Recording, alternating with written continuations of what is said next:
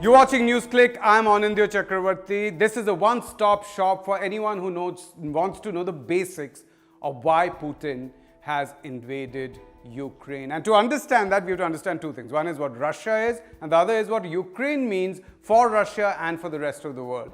To understand what Russia is, we have to rewind some 35 years to the Soviet Union, when Russia was the dominant partner in one of the world's biggest economic and military superpowers, the Soviet Union.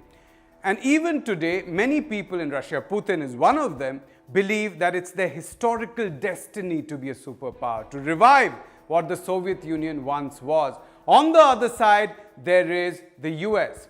When the Soviet Union had collapsed and when the Cold War had ended, the Soviet Union had actually been assured by the West. And there are a lot of records of this, that the North Atlantic Treaty Organization, which is NATO, which is the defense umbrella headed by the US, will not expand beyond the unified Germany.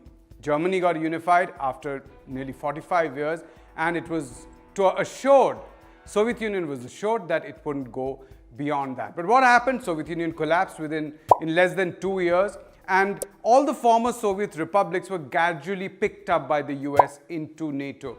One specific member which was out of it, important member for Russia, was Ukraine. Ukraine was right next to it, one of its biggest neighbor to the West, the buffer between Europe and Russia. Ukraine remained neutral. So it was important for both Russia and for the US and the West, NATO, to try and control Ukraine. Because remember, even though Russia today is just a shadow of what it was during the Soviet period, it still has the largest stockpile of nuclear arms, right? It has the largest stockpile. It is still a big military superpower, even though a power, I wouldn't call it a superpower, but it's still a big military power, which can be a problem for the US. And the US has its own, military and security establishment, which still wants to teach Russia a lesson. The Cold War legacy still continues out there. And they want Russia to be humiliated, and they want to be able to place nuclear warheads and American bases right next door in Ukraine, and Russia doesn't want that.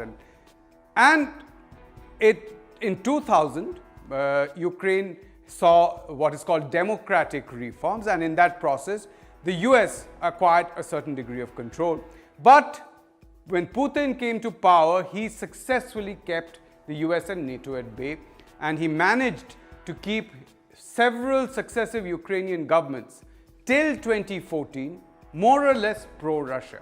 In fact, in 2013, the Ukrainian president of that time basically was under pressure to join EU, or at least sign a free trade agreement with EU, but he refused to do that. And that caused a lot of discontentment in Ukraine. Young people who thought that a treaty with EU might allow them to look for jobs in Europe, they came out and began protesting in the central square called the Maidan, or Euromaidan.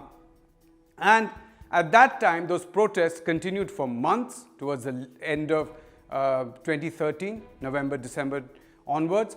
And many Western politicians, including Senator McCain, John McCain would later, earlier had stood for president and lost to Obama. He actually visited and not only met and dined with several opposition leaders, right?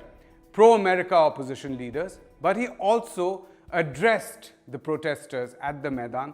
And right next to him was this man who, I'm going to look up the exact pronunciation because I don't want to get this wrong.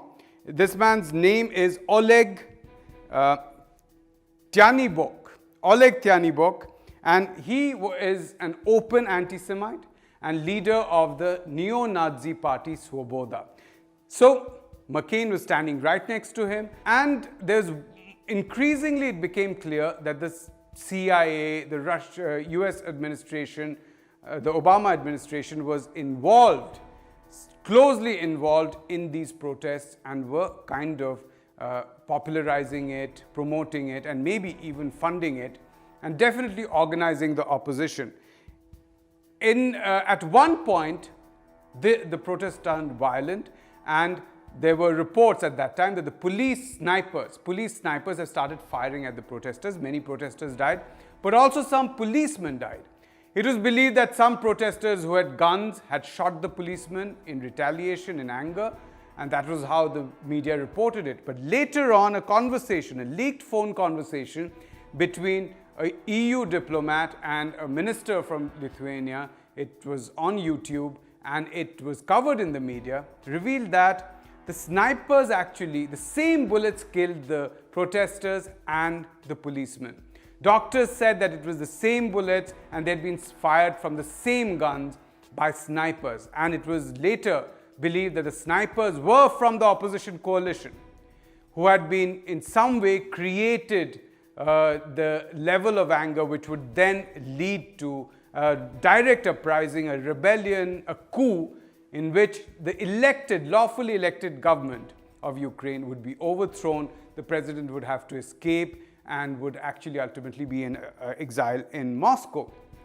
This regime change, literally engineered in some ways by the US, because another phone conversation which again appeared on YouTube between a top diplomat of the Obama administration, Victoria Nuland, and the US ambassador in Ukraine.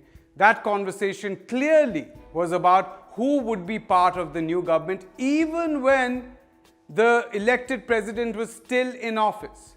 They were discussing who would be in power, and they were also discussing how Svoboda must be consulted.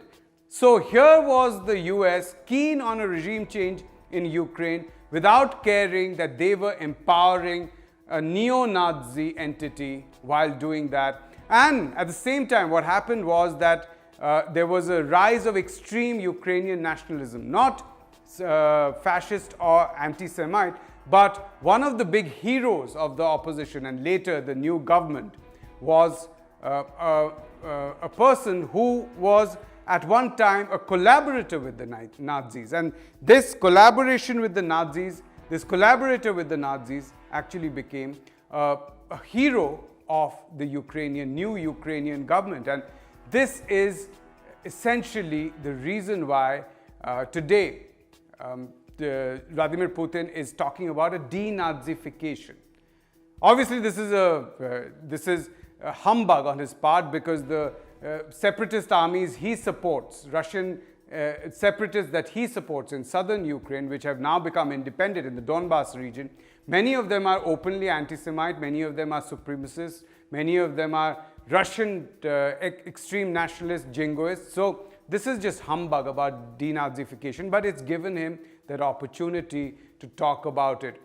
And also, what happened is, when Biden won the elections again, and the same group of people who had brought about the regime change in 2014 came back to power, came back in office, including Victoria Nuland, the same thing started about Ukraine being part of the American alliance or being part of NATO. Last year, Antony Blinken, the Secretary of State of the Biden administration, almost promised Ukraine that it would become part of NATO. And the current president, Volodymyr Zelensky, who you've all seen on TV now, had eagerly wanted to be part of that. This was, in some senses, a mistake that he made, because Ukraine is a buffer region. It is between two powers, West and Russia.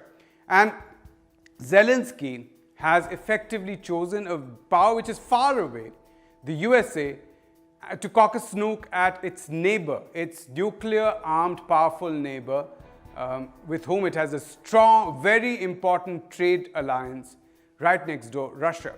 So this is the pretext that Putin used to enter and invade Ukraine. And interestingly, as Zelensky has said, no one from NATO has actually come to help him.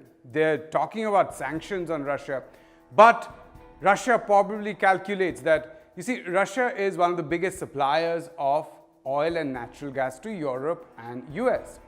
And currently, the US is facing the mother of all inflationary cycles. The prices of goods are very high, and it cannot really afford to stop Russian supplies of oil. Europe can't stop Russian supplies of natural gas to it without facing the consequences of another cycle of inflation on top of what it already has. And maybe that is the thing that Putin has calculated, and that is why he's entered. And he's also probably thought of a short engagement. He just wants to ensure that Zelensky and Ukraine says they will not be part of NATO permanently. They'll say never be part of NATO. Everything will go back to normal. He'll install a Russia-friendly government there, give them some aid, and probably withdraw. But that is what might ultimately lead to peace. The fact that Russia has so much oil and the West needs it. Russia has so much gas, natural gas, which the West needs. Ironically, this is a natural resource which has caused a lot of wars across the world. It might end up being the cause for peace for the world and the Ukrainian people.